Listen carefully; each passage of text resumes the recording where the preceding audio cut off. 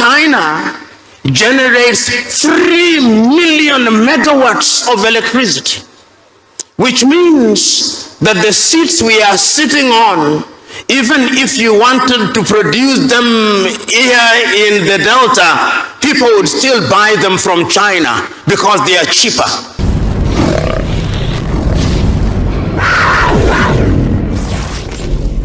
Let me stand on the protocols already established, but it would be proper to recognize His Excellency, the Vice President of the Federal Republic of Nigeria, Senator Kashim Shettima.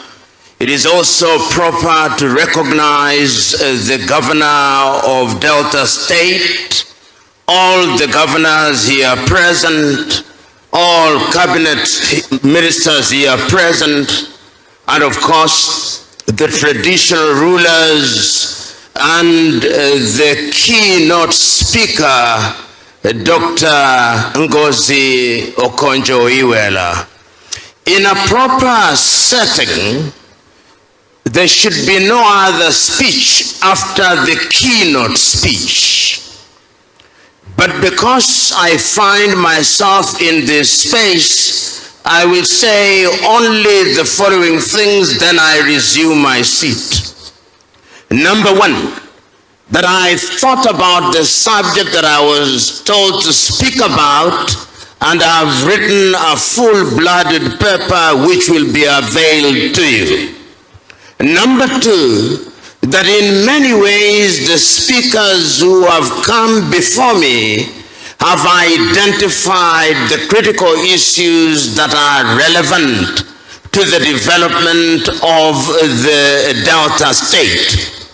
However, it is important to point out a number of issues that I consider critical when I look at the continent of Africa and our inclination to gloss over certain critical things. Many times when we talk about Africa, and I say so because Delta State is a state within the Federal Republic of Nigeria, which is one of the 54 African states. We are quick to say that we are 1.4 billion. That is all very well. But the question that we must ask ourselves is, what are we doing about the 1.4 billion?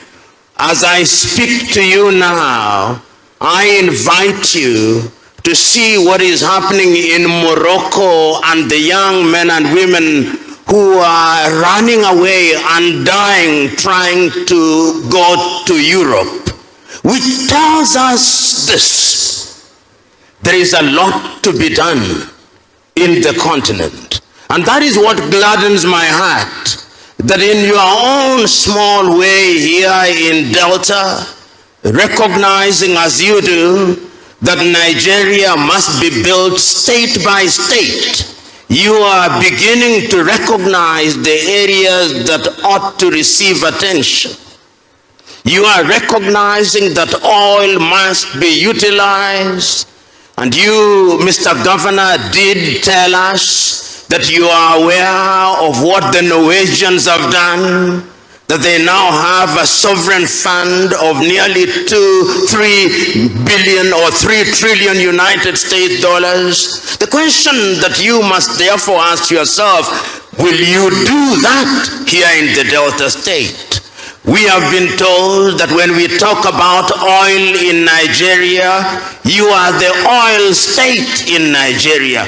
The question is, are you using the oil resources and comparing yourselves, not with other African countries? It is the Ugandan president who said, and I've always agreed with him, that there is the tendency in Africa to compare ourselves as dwarfs compare amongst themselves who is the taller one. Because at the end of the day, they are all dwarfs, even if one is an inch taller than the other.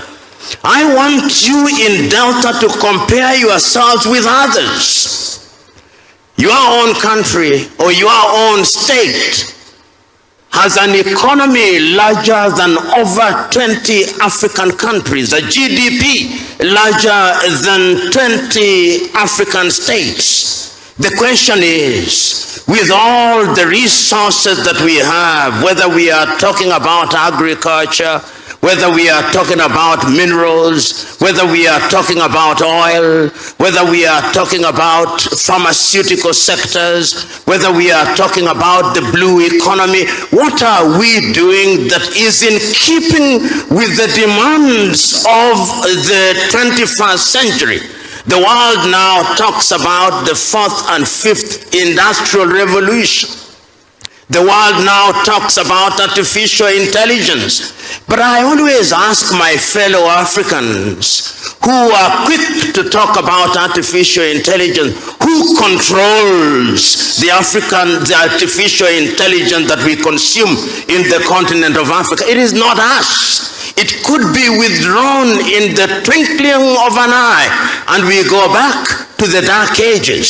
So the question is, as you are here in Delta, having identified the critical areas and the strengths that you have as a people, what will we do? The keynote speakers reminded us of the Africa Continental Free Trade Area. And you know, when I look at the Continental Free Trade Area, and I look at the many writings about the Africa Continental Free Trade Area, it is not Africans who are writing. It is others. It is the Chinese. It is the Europeans. So that if you wanted an expert on Africa Continental Free Trade Area, you don't look to Africa.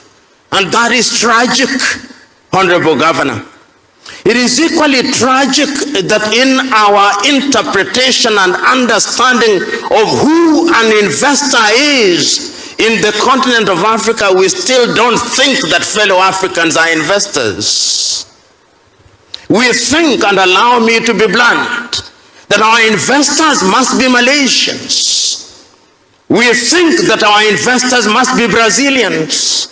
We think that our investors must be Chinese. That is not the case. And I'm saying this because in the year 2018, I and others started something called the Pan-African Investment Movement. We have now visited 6 countries, and we have told heads of state that even Africans with $100,000 each, $100,000 each, putting the money together, are investors. When a few Africans heard I was coming here from as far as Trinidad and Tobago, they asked me, but why were we not invited? I said, next time. Because next time, Honorable Governor, I want to see Kenyans here. I want to see Ghanaians here.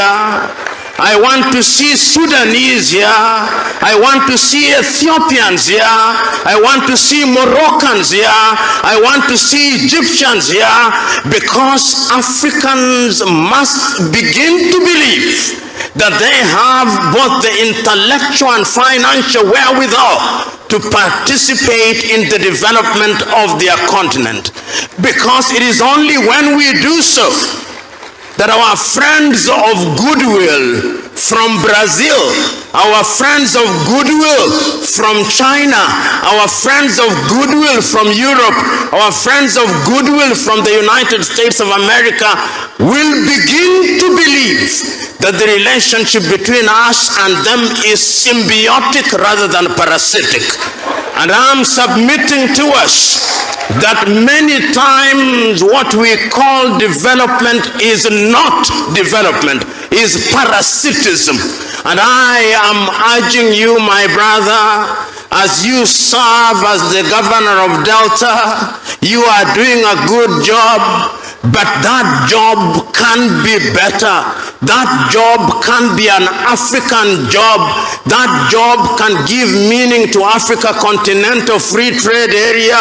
That job can have meaning to Africa Agenda 2063. But a number of critical issues must also be done by the Nigerian federal government.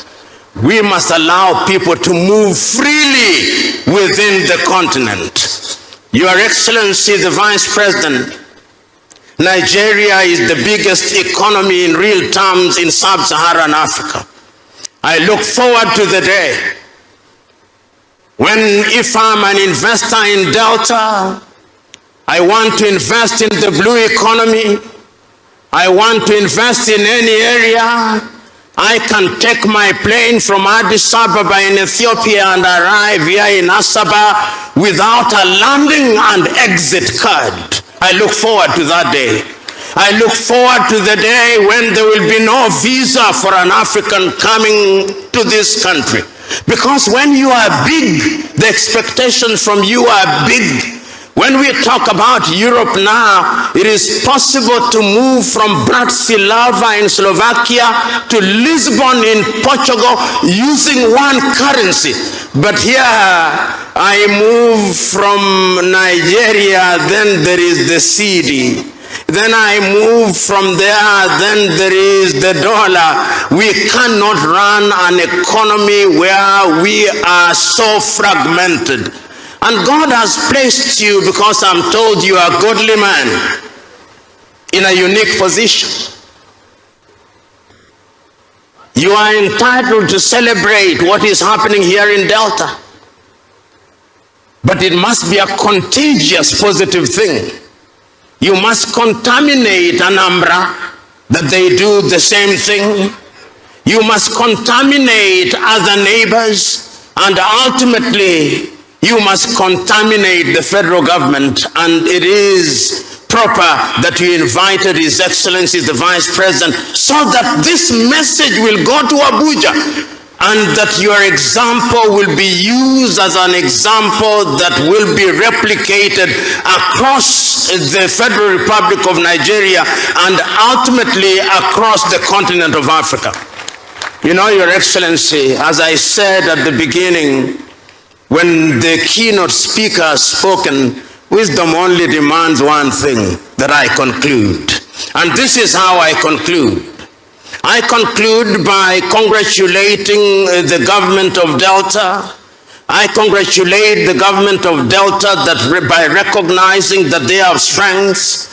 But I'm urging you going forward, ask yourself, how are you using your young population who are graduating from the universities? What skills are they receiving? I'm asking, how are you using your academics from the universities? What is the budget that you have set apart for research and development, so that your academics are not only individuals who preside over graduation ceremonies, but they are producing thoughts and they are engaged in research which is informing agriculture, which is informing energy, which is informing all the critical areas. And as my good friend Tony Elumelu said, you can talk development all you want, but if you don't have energy, you are going nowhere.